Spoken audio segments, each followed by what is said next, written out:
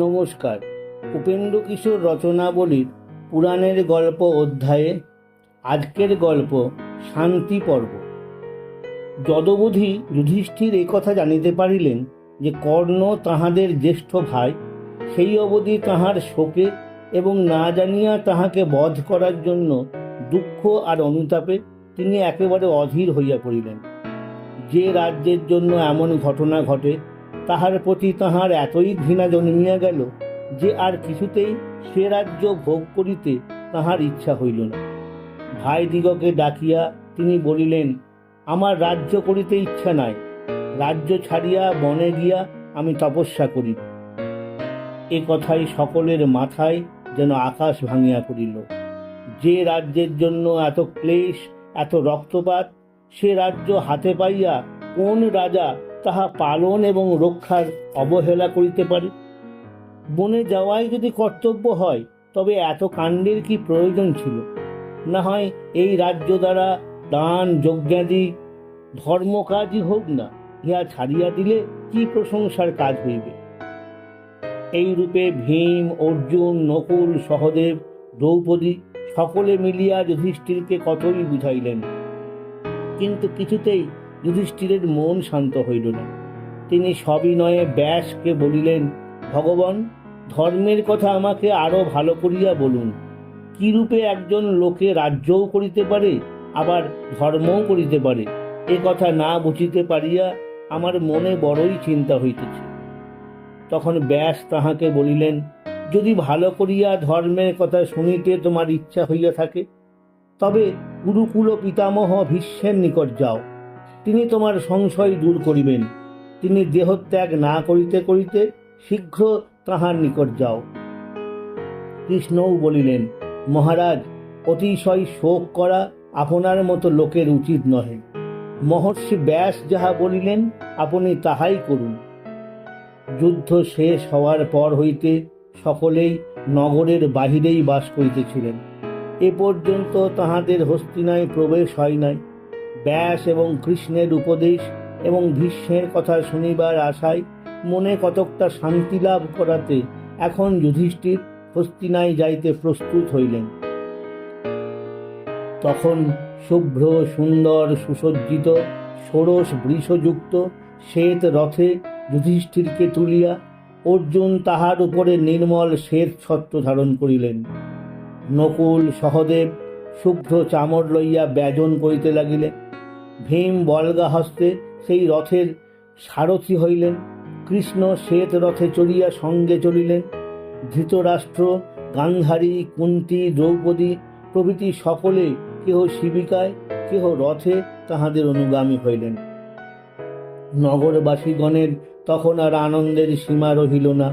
তাহারা যত্নে রাজপথে গৃহতোরণাদি সাজাইয়া কোলাহল করিতে লাগিল। জনতার জয়গীতে দুন্দুভি রব, শঙ্খনাদ আর দ্বিজগণের আশীর্বাদ মিলিয়া সে সময়ে এমন একটি সুখের ব্যাপার হইয়াছিল যে তাহার আর তুলনাই নাই। ইহার মধ্যে চারবাক নামক একটা দুষ্ট রাক্ষস ভিক্ষুকের বেশে আসিয়া বড়ই রসভঙ্গ করিয়া দিল। হতভাগা দুর্যোধনের বন্ধু পাণ্ডবদিগের অনিষ্টের চেষ্টায় ঘুরিয়া বেড়ায়। ব্রাহ্মণেরা যুধিষ্ঠিরকে আশীর্বাদ করিতেছেন, তাহাতে দুষ্ট আসিয়া বলে কি, মহারাজ, ব্রাহ্মণগণ জ্ঞাতিবধের জন্য আপনাকে দুষ্ট রাজা বলিয়া গালি দিতেছেন। আপনার জীবনে কোনো প্রয়োজন নাই, আপনার মৃত্যুই শ্রেয়। এ কথা শুনিয়া ক্রোধে অনেকক্ষণ পর্যন্ত ব্রাহ্মণগণের কথা সইল না।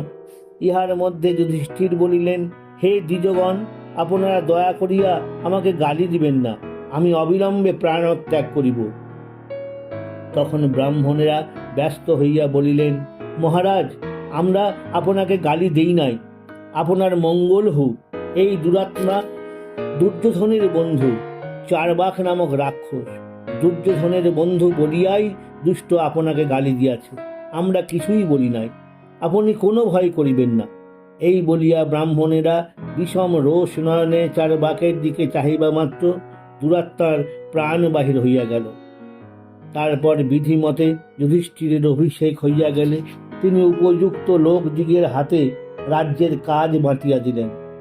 ভীম হইলেন যুবরাজ, বিদুর হইলেন মন্ত্রী, সঞ্জয় আয় ব্যয় পরীক্ষক, নকুল সৈন্য পরিদর্শক, অর্জুন শত্রু ও দুষ্ট শাসক, সহদেব দেবরক্ষক, ধৌম দেবসেবা সম্পাদক।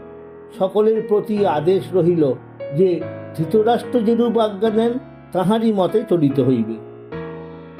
এইরূপে রাজকার্যের সুন্দর ব্যবস্থা করিয়া যুধিষ্ঠির ভীষ্মের নিকট যাইতে প্রস্তুত হইলেন। সেই ষড়সজ্জার দিন হইতে ভীষ্ম সেইভাবেই যুদ্ধক্ষেত্রে থাকিয়া সূর্যের উত্তরায়ণের অর্থাৎ আকাশের উত্তর ভাগে যাওয়ার অপেক্ষা করিতেছেন। উত্তরায়ণ আরম্ভ হইলেই সেই মহাপুরুষের দেহত্যাগের সময় হইবে। তাহার সহিত দেখা করিবার জন্য কৃষ্ণ, যুধিষ্ঠির, ভীম, অর্জুন, নকুল, সহদেব, সাত্যকী, কৃপ, সঞ্জয় প্রভৃতি রথে চড়িয়া যাত্রা করিলেন। কুরুক্ষেত্রে উপস্থিত হইয়া তাহারা দেখিলেন যে সেই মহাবীরের মৃত্যুশয্যার চারিদিকে মুনি ঋষিগণ ঘিরিয়া বসায় সে স্থানের এক অপূর্ব শোভা হইয়াছে। দূর হইতে তাহা দেখিয়াই সকলে রথ হইতে নামিয়া তথায় উপস্থিত হইলেন। তখন কৃষ্ণ ভীষ্মের নিকট গিয়া বিনয়ের সহিত তাহাকে বলিলেন, হে কুরু পিতামহ, আপনার তুল্য মহৎ লোক এই পৃথিবীতে কেহই নাই। ধর্মের সকল তত্ত্বই আপনার জ্ঞাত। রাজা যুধিষ্ঠির শোকে অতিশয় কাতর হইয়াছেন। এ সময়ে আপনি দয়া করিয়া তাহাকে উপদেশ দিলে তাহার শান্তি লাভ হইতে পারে।